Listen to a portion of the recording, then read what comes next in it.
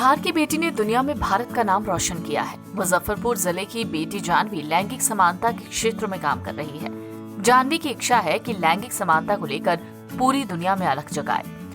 कटरा की अम्मा गांव की जानवी गर्ल अप स्कॉलरशिप 2022 के लिए नॉमिनेट हुई हैं। इससे पहले ग्लोबल लीडरशिप समिट 2020 और 2021 के दौरान संयुक्त राष्ट्र फाउंडेशन की ओर से ये पुरस्कार पहले भी दिया गया था। 175 देशों से 18 प्रतिभागियों को इसके लिए चुना गया। भारत से वो अकेली हैं। संयुक्त राष्ट्र की उप प्रमुख Amina J Mohammed, Sonya Deville, Hollywood superstar Justin Baldoni समेत कई मशहूर हस्तियां वर्चुअली लैंगिक समानता की दिशा में किए गए प्रयासों के कारण जानवी का चयन किया गया। अगर जानवी इस साल भी अवार्ड जीत लेती है तो ये उनकी हैट्रिक होगी। अवार्ड जीतने पर उन्हें $2500 अमेरिकी यानी 1,86,333 रुपए के ग्रांट भी मिलेंगे। संयुक्त राष्ट्र फाउंडेशन वाशिंगटन ने गर्ल अप ग्रांट अवार्ड 2019 और 2020 से सम्मानित किया गया था। एक बार फिर जानवी का चयन गर्ल अप ग्रांट अवार्ड 2021 के लिए हुआ। संतोष कुमार और अर्चना की 16 साल की बेटी जानवी ने 2016 और 13 जुलाई 2020 को गर्ल अप ग्लोबल समिट 2020 में वर्चुअल जुड़कर अपने विचार रखे थे। वर्चुअल समिट में अमेरिका की पूर्व प्रथम महिला मिशेल ओबामा और हिलरी क्लिंटन, 2018 में नोबेल शांति पुरस्कार विजेता नादिया मुराद, यूनिसेफ की गुडविल एम्बेसडर अभिनेत्री प्रियंका चोपड़ा सहित विश्व के चर्चित हस्तियों ने जुड़कर लैंगिक समानता पर विचार रखे थे। संयुक्त राष्ट्र फाउंडेशन के 19 सदस्यीय निदेशक मंडल ने जानवी के सोच और अनुभव के प्रचार प्रसार के लिए $500 नकद अनुदान से भी सम्मानित किया। निदेशक मंडल में इन्फोसिस के चेयरमैन डॉक्टर NR नारायण मूर्ति भी थे।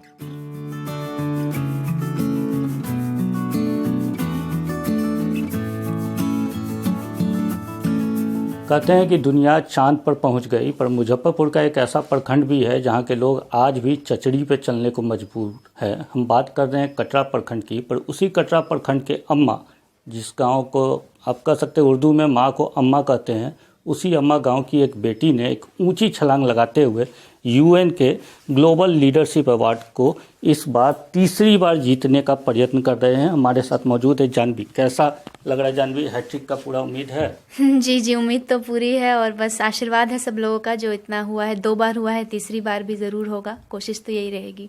पहला जो अवार्ड आपने जीता था उस समय आपकी उम्र क्या थी? 13 वर्ष थी उस 13 साल की उम्र। दूसरा 14, 15 में तीसरा। जी।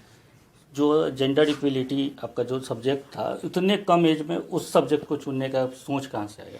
जी, जेंडर इक्वलिटी तो लैंगिक समानता, मतलब हर लिंग के लोगों को समानता मिले, कोई भी उन्हें अलग दृष्टि से ना देखे। तो बस देश, दुनिया, समाज से ही सीख मिलती है। हर इंसान समाज में ही बड़ा होता है, उसी वहीं से देख के सीखता है। वहीं पे देख के लगा कि बहुत गलत हो रहा है, ऐसा नहीं होना चाहिए। फिर मन में प्रेरणा आई, माँ बाप का सपोर्ट था कि हाँ ठीक है, इस क्षेत्र में आगे बढ़ो, काम करो। कभी बुरा लगा कि हम लोग तो पूरा प्रतिनिधित्व करते हैं, फिर आधी दुनिया क्यों कही जाती है महिलाओं को? महिलाओं को आधी दुनिया? जी देखिए, आप सोच भी एक हद तक ही बदल सकते हैं किसी की। आप किसी के दिमाग को पूरी तरह से नहीं चेंज कर सकते हैं। तो आधा जनसंख्या मर्दों की है और आधी जनसंख्या औरतों की है। प्रयत्न आप पूरा भी करेंगे, प्रयत्न मर्द भी अगर पूरा करेंगे, फिर भी आधी जनसंख्या ही कही जाएगी उनको भी। तो इससे कोई बड़ा फर्क नहीं पड़ता है। हमेशा इंसान को जिस क्षेत्र में वो काम कर रहा है उस क्षेत्र में करते रहना चाहिए। एक शब्द आपने दिया है हीरो, उसको तो पूरा बदल दिया, वो नया शब्द का कैसे किया? जी, उसके बारे में। शीरोज। तो शीरोज जब मैंने अपनी पुस्तक को लिखना शुरू किया था तो उस वक्त तो नहीं सोचा था कि नाम क्या देंगे, उस वक्त बस लिख रहे थे। और उसके बाद अचानक से मन में आया कि इसको कुछ अलग नाम करते हैं, तो उसमें शीरोज वर्ड का इस्तेमाल किया मैंने। तो अगर ही हीरो हो सकता है तो शी भी शीरो हो सकती है। मतलब हर लड़की जरूरी नहीं है हीरो की हीरोइन ही बने। और आगे का नाम है ब्रेकिंग स्टीरियोटाइप्स। स्टीरियोटाइप्स का मतलब है जो भी रूढ़िवादियां, जो भी धारणाएं समाज में पिछले हजारों सालों से चली आ रही हैं, उसको ये हमारी जो आजकल की शीरोज हैं वो उसको तोड़ रही हैं। ऑक्सफोर्ड डिक्शनरी में शामिल होगा ये सब? बिल्कुल बिल्कुल बिल्कुल होगा। हमारे साथ मौजूद हैं जानवी के पिता संतोष जी। कैसा लगता है जब बेटी इतना नाम कमाती है? जी बहुत अच्छा। लैंगिक समानता जो है विषय कह रही है, तो और वाकई में हम लोगों का ये आज तक रूढ़िवादी सोच भी रहा है कि लड़कों को अधिक प्राथमिकता देना है। उसका कारण भी है कि जो अपने इधर एशिया में ज़्यादातर दहेज वाली जो बात है, बिना दहेज दिए लड़कियां की शादी नहीं होगी, तो गार्जियन सोचते हैं इसको जितना कम पढ़ाएंगे उतना कम खर्च आएगा, और उस खर्च से जो राशि बची वह लड़के वालों को हम देंगे तो हमारी लड़की किसी अच्छे घर में जा सकती है। इन लोगों को कम पढ़ाने लिखाने और आगे नहीं बढ़ने देने का यह एक मजबूरी गार्जियन का यह भी है।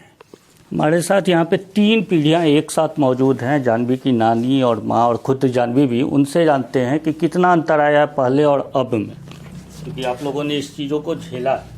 बहुत ज़्यादा अंतर आया है। जब हम बहुत छोटे थे तो हम संयुक्त राष्ट्र का नाम मुझे पता था। 4-5 साल की उम्र से ही हम संयुक्त राष्ट्र को जानते हैं। लेकिन आज संयुक्त राष्ट्र में हमारे हस्बैंड गए पहले, संतोष कुमार जी, उसके बाद जानवी गई है और अब मैं सोच रही हूँ मैं भी जाऊँ वहाँ पे। तो ये बहुत बड़ी बात है और हम हमेशा हर माँ बाप को यही कहेंगे कि बेटे बेटी में कोई फ़र्क ना करें और जिस तरह आप अपने बेटे को पढ़ाते लिखाते, बेटी भी आगे बढ़ सकती है बेटे की तरह। कितनी खुशी मिलती है जब आपके घर के बच्चे उस जगह पे पहुंचते हैं जहां लोग सोचते हैं, सपने बहुत खुशी है, बहुत खुशी मिलती है जो आज मेरा नतनी इतना बड़ा नाम रोशन की है।